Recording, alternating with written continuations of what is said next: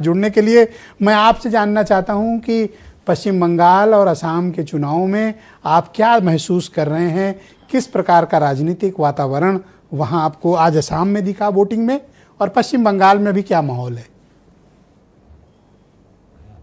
ब्रजेश जी, आवाज आ रही है? परफेक्ट आ रही सर।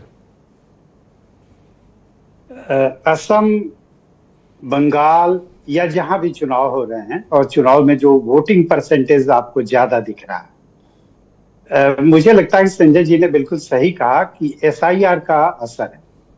एसआईआर में बड़े पैमाने पर वैसे वोटर के नाम काटे गए जो लंबे समय से मृत थे लेकिन उनका नाम काउंट हो रहा था, इसलिए वोटिंग परसेंट बढ़ा हुआ दिख रहा है, या दूसरी जगहों पर लोग शिफ्ट कर गए।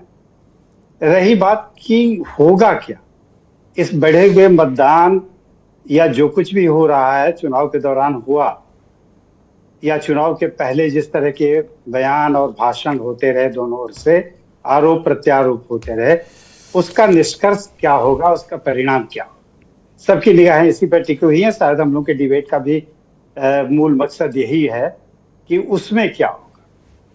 सच्चाई यह है कि बीजेपी ने एक पॉलिटिकल लाइन जो तय कर ली है हिंदुत्व और घुसपैठ की, वह अपनी उस लाइन से कभी डेविएट नहीं करती है। वो वही बनी हुई है, घुसपैठ की समस्या और हिंदुत्व की समस्या। हिंदुत्व की बात असम ही नहीं बल्कि पूरे नॉर्थ ईस्ट की बात करें तो घुसपैठ, और बंगाल की भी बात करें, दोनों राज्यों की बात करें तो सबसे बड़ी समस्या है वहां घुसपैठ की। और घुसपैठ की बात हम नहीं कह रहे हैं या बीजेपी के लोग कह रहे हैं, इसलिए नहीं मान लेना चाहिए। खुद ममता बनर्जी ने 2005 में जो घुसपैठ को लेके सवाल उठाया था और संसद में जिस तरह का हंगामा उन्होंने किया था, उससे आप अंदाज लगा सकते हैं कि 2005 में अगर घुसपैठ की समस्या उतनी गंभीर थी पश्चिम बंगाल में, तो आज वो घट कैसे गए?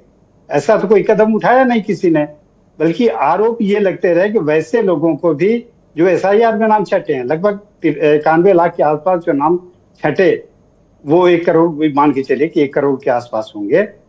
इतने लोग आखिर थे कहाँ, हैं कहाँ? उसमें से मान लीजिए 5-10% एरर होगा, एरर भी मान लेते, तब भी 80-90 लाख लोग अगर वहां से छटे हैं तो निश्चित तौर पर, चूंकि बंगाल और बांग्लादेश की सीमा सटी हुई है, इसलिए वो असर पड़ता है।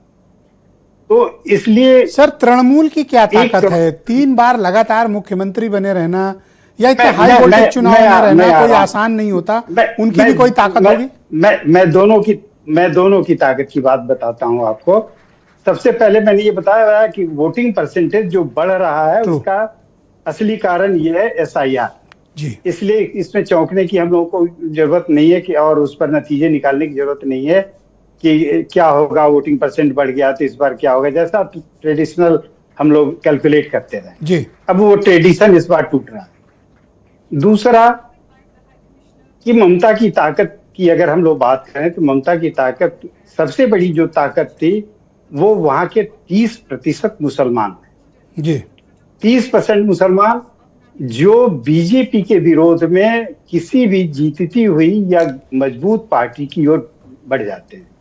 और जाहिरा तौर पर अब वहां बंगाल में टीएमसी के अलावा जो अपोजिशन की 2 बड़ी पार्टियां हैं, एक कांग्रेस है और एक लेफ्ट की पार्टियां हैं, तो दोनों की जो अभी स्थिति है पिछले 2 चुनावों से, 3 चुनावों से, उसमें अब उनका स्कोप कोई नहीं बचता है। वो अस्पताल में भर्ती हैं, बल्कि अब तो ये पॉलिटिकली हॉस्पिटलाइज्ड नहीं दोनों।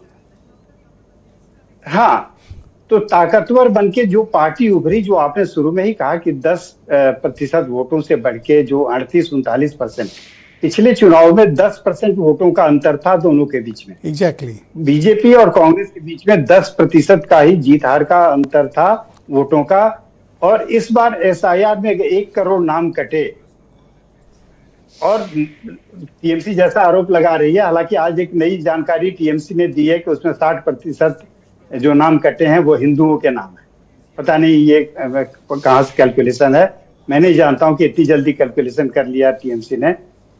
लेकिन ये माना जा रहा है कि उसमें बड़े पैमाने पर मुसलमान, जो खास करके बांग्लादेशी मुसलमान थे और जिन्हें वोटर बना दिया गया था बंगाल में। आप सर ये कहना चाहते हैं कि इस बार ममता बनर्जी के लिए आसान नहीं है अपना किला बचाना।